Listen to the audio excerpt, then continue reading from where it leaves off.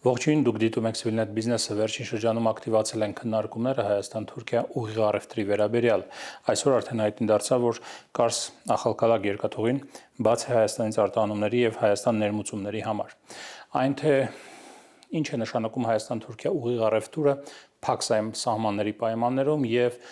որքան է Հայաստան-Թուրքիա առևտրի ներկա մակարդակի եւ իրական պոտենցիալը ես կզրուցեմ Ամբերտ հետազոտական կենտրոնի ավագ գիտաշխատող Աննա Փախլյանի հետ։ Բարև ձեզ։ Բարև ձեզ։ Շնորհակալ եմ հրավեր ընդունելու համար։ Տիկին Փախլյան, տեսեք, եղավ հայտարարություն օրեր առաջ, որ Թուրքիայի հետ մեր առևտուրը դառնում է ուղիղ Հայաստանի։ Բայց սահմանը դարը շարունակում է փակ մնալ, այսինքն էլի լոգիստիկան Վրաստանի տարածքով է հիմնականում տեղի ունենալու։ Ինչ է նշանակում այս պայմաններում ուղիղ առևտուրը։ Շատ լավ, շնորհակալություն հարցի համար։ Իրականում ոչ միայն լոգիստիկան է մնում նույնը, քանի որ սահմանները փակ են, այլ նաև կան մի շարք կարգավորումների անհրաժեշտություն իրական արդյունք ակնկալելու համար։ Տեսեք, այս պահի դրությամբ դեպի Հայաստան ուղղվող թուրքական ծագման ապրանքները գալիս են Վրաստանի միջոցով, այնտեղ որոշակի մաքսային ձևակերպում են անցնում, նոր ժամանում են Հայաստան։ Ուղիղ առևտրի դեպքում կնշանակի, որ միջանկյալ այդ օղակի գործունեությունը դուրս կգա, այսինքն Վրաստանում մաքսային ձևակերպում չի անցնի։ Դա տրանզիտ է ուղղակի տեղի ունենա։ Այո, ուղղակի տարանցիկ կանցնի, ուղիղ կգա Հայաստան։ Ակնկալել, որ դրանից շատ մեծ ծավալների հոսք կլինի կամ էական տեղաշարժ կլինի, թերևս այս պահին չարժե։ Միակ տարբերությունը, քանի որ Վրաստանում մաքսային ձևակերպումների ժամանակ որոշակի վճարներ են գանձվում ամեն դեպքում, մաքսավճարի տեսքով, մաքսային մարմինների ծառայությունների, մատուցած ծառայությունների տեսքով, որոնք ապրանքի մաքսային արժեքի հետ փոխկապակցված չեն եւ որոշակի ֆիքսված սիմվոլիկ չափ են կազմում, այդքան շատ չի ծախսը։ Էական շոշափելի ազդեցությունը, որ կարող է ունենալ այս պարագայում, ներկայումս երբ որ ժամանում են թուրքական ծագման ապրանքները, մաքսային ձևակերպման ժամանակ հիմնականում դրանք մաքսային մեթոդի որոշման հարց է առաջանում եւ թուրքական ծագման ապրանքների դեպքում երբևիցե գործարքի գնի մեթոդը չի կիրառվում, այսինքն հիմք չի ընդունվում ներկայացված փաստաթղթերը, դրանցում ներկայացված արժեքը։ Այսինքն ինվոյսով չի արվում։ Այո, ինվոյսով չի արվում մաքսաձեռծումը եւ այլ ընտրանքային մեթոդներով է կիրառվում։ Դա Վրաստանում թե Հայաստանում։ Միակ տարբերությունը երևի թե եթե ուղիղ առևտուր սկսվի իրականացնել երկրների միջև, միգուցե սկսեն մաքսային մարմինները հիմք ընդունել ինվոյսային արժեքը եւ մաքսաձեռծումը այդպես իրականացնել, գործարքի գնի մեթոդը կիրառել, այդ դեպքում որոշակի հավելումներ մաքսային արժեքի մեջ չեն լինի, որոշակիորեն կեժանանա ներմուծումը։ Զուտ դա կլինի, բայց Թուրքիայից ներմուծումը ի հաշիվ նրա, որ Հայաստանում կփոխվի մաքսաձեռծման ձևը եւ նաեւ Վրաստանում չի լինի մաքսաձեռծում, որոշակիորեն մատչելի կդառնա ավելի մատչելի։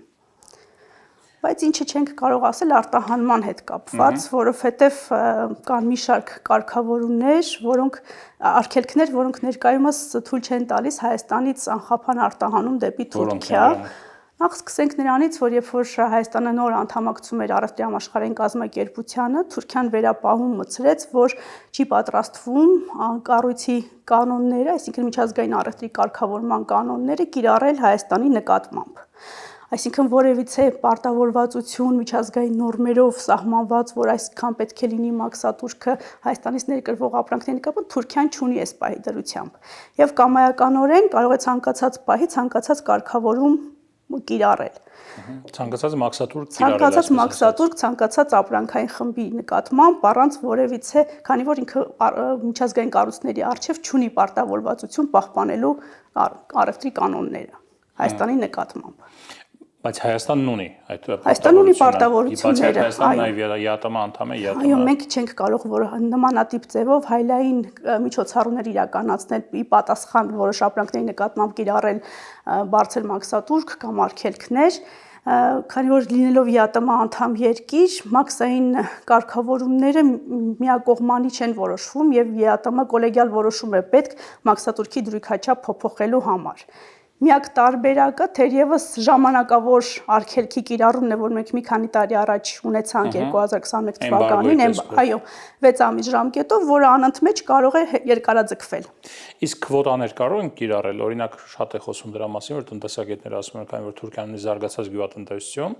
կարող են իսկապես գյուղատնտեսական ապրանքները ել ավելի էժան, ինչպես պարզվեց,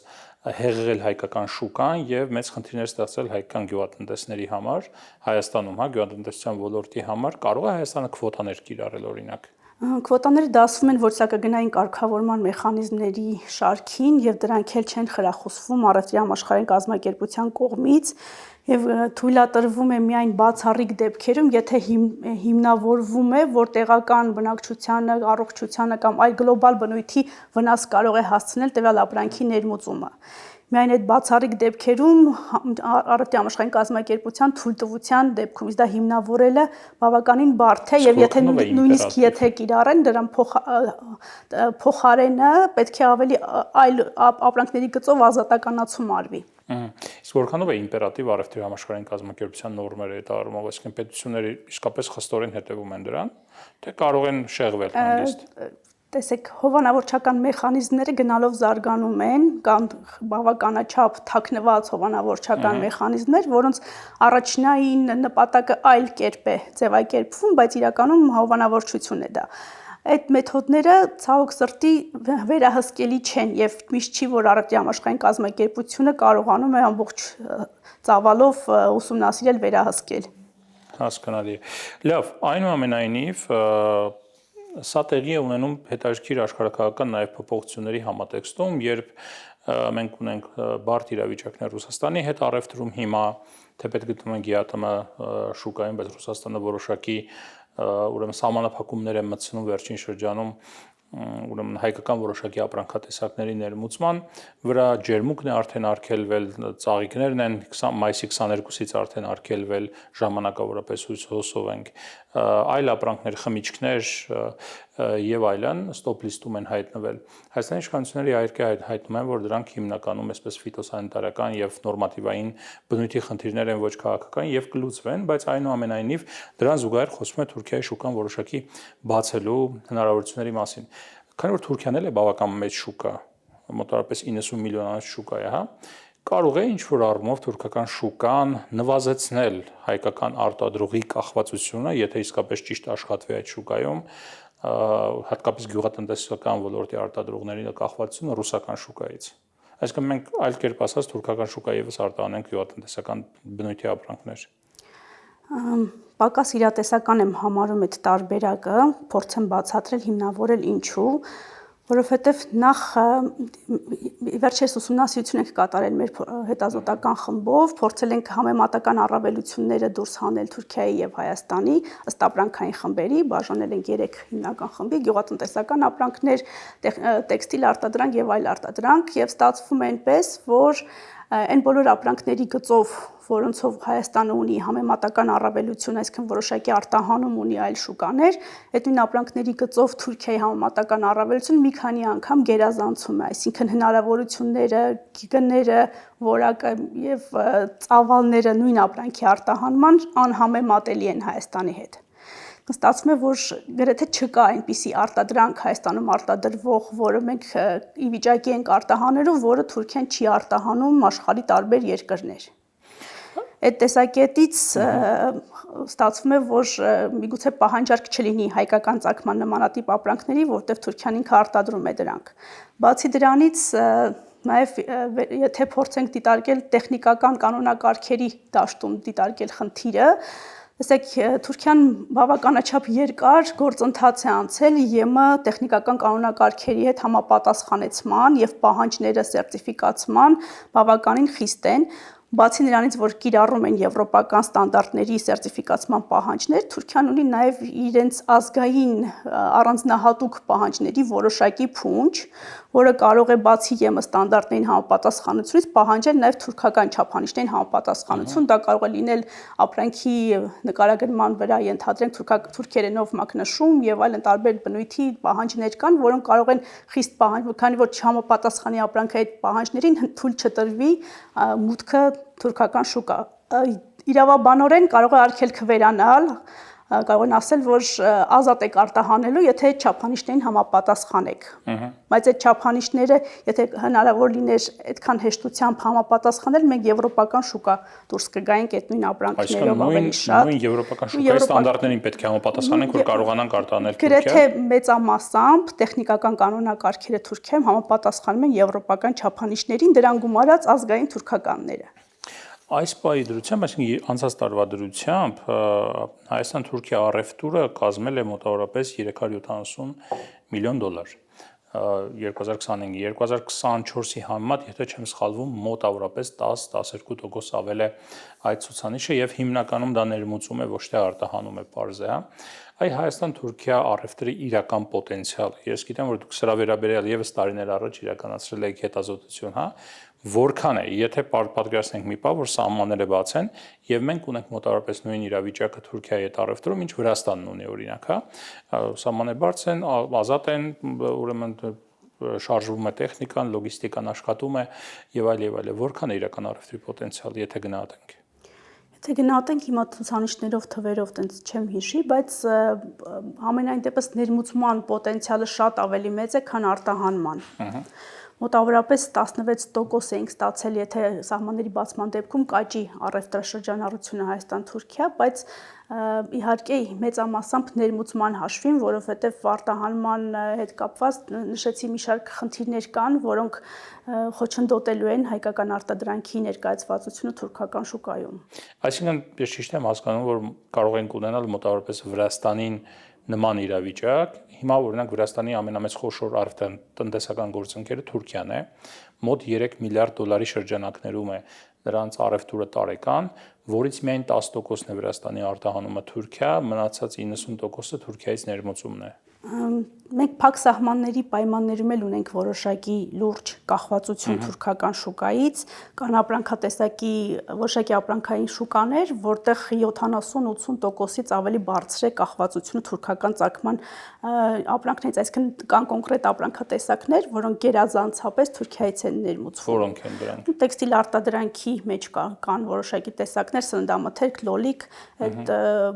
ներմուծվողների մեջ գերազանցում են մոտավորապես 70 եւ ավելի տոկոս։ Ստացվում է ներկայիս պայմաններում, իսկ սահմանների բացման, ազատականացման դեպքում բնականաբար այդ ծավալները ավելին կլինեն։ Մի հետաքրքիր բան էլ մեր վերլուծության արդյունքում, որ հանգել ենք նույնիսկ այնպիսի պարենային ապրանքներ կան, օրինակ կարտոֆիլը կամ չգիտեմ էլի այլ ապրանքատեսակներ, որոնցով Հայաստան ինքնաբավ է, կարողանում է իր ներքին պահանջարկը ամբողջությամբ բավարարել, բայց հաշվի առնելով Թուրքիայի մրցակցային առավելությունը տվյալ ապրանքատեսակի մշակաբույսի արտադրության մեջ եւ գնային առավելությունը, նույնիսկ այն ապրանքների գծով, որոնցով մենք ինքնաբավ ենք, այլ խաղողը դրանց շարքում ծիրան, խաղող, դեղձ, այդ բոլոր բալ, բոլոր մրգերի եւ բանջարեղենի շարքում Թուրքիայի գնային քաղաքականությունը ավելի ազատական է, ավելի բարենպաստ է եւ նույնիսկ այդ պարագայում եթե ներմուծման դեպքում ավելի մատչելի գներով հնարավոր լինի սպառողին առաջարկել նույն մշակաբույսեր, տեղական արտադրությունն այդտեղ լուրջ խնդիր կունենա։ Իսկ ինչու է ինչպես է ստացվել, որ Թուրքիայում հատկապես պտուղ բանջարեղենի ոլորտում, գյուղատնտեսության ոլորտում այդքան էժան է ստացվում ապրանքը։ Մասշտաբի էֆեկտից ելնելով։ Փոքր երկիր, փոքր փողատարածքներ, այդտեղ հնարավոր չի մեծ արդյունավետությամբ մեծածավալ արտադրանք թողարկել, իսկ մեծ հողատարածքների դեպքում ավտոմատացված տեխնոլոգիաների կիրառման դեպքում մասշտաբի էֆեկտից ելնելով բնականաբար ինքնարժեքը բավականին ցածր է ստացվում։ Հասկանալի։ Այսինքն, եթե անգամ սահմանը բացում ես, պետք է այդ բոլոր նյուանսները հաշվի առնես, եթե իհարկե երբ եւ եթե բացվի սահմանը։ Վերջին հարցը, Հայաստանը ինչ կարող է արտահանել Թուրքիա։ Լավ, պարզ է գյուղատնտեսության ոլորտում մրցակցային առումով որոշակիորեն զիջում ենք, ինչպես դուք ասացիք, բայց ուրիշ բաներ էլ կան, չէ՞, օրինակ ալյումին փայլատեղենք այլ արտադրում, չգիտեմ, արդյունաբերության որոշակի ճյուղեր կան, որ զարգանում են Թուրքիան պոտենցիալ առումով ինչ շուկա կարող է լինել հայկական արտադրողների համար։ Ալյումին փայլաթիթեղ մենք արտադրում ենք, բայց նաև մետաղական կոնստրուկցիաներ Թուրքիայից միշտ ներմուծել ենք։ Նույն շինանյութին հանքանյութերի մասով, եթե վերցնենք թանկարժեք քարեր մետաղներ, որտեղ մենք ունենք որոշակի պոտենցիալ աճի, նույնիսկ այդ ոլորտում Թուրքիան մի քանի տասնյակ անգամներ գերազանցում է իր արտադրության եւ արտահանման ծավալներով։ Իսկ ստացվում է, որ այս պահի դրությամբ մեր ապրանքային կառուցվածքը հաշվի առնելով ցավոք սրտի չկա այնպիսի հիմնավոր արտադրատեսակ, որ մենք կարողանանք դա ներկայացնել եւ լուրջ պահանջարկ ունենալ։ Այսինքն անգամ այդ ոլորտում ալյումին են իրենք արտադրում ալյումինի փելաթ։ Ալյումինը, հա, ալյումինի մետաղական կոնստրուկցիաների շրջանակներում ալյումինի պրոֆիլներ են ներմուծվում Թուրքիայից։ Լավ, շնորհակալ եմ զրույցի համար։ Ես եմ շնորհակալ։ Civilian Business-ի տաղավարում ես զրուցեցի Աննա Փախլյանի հետ։ Առողջ եղեք, կհանդիպենք։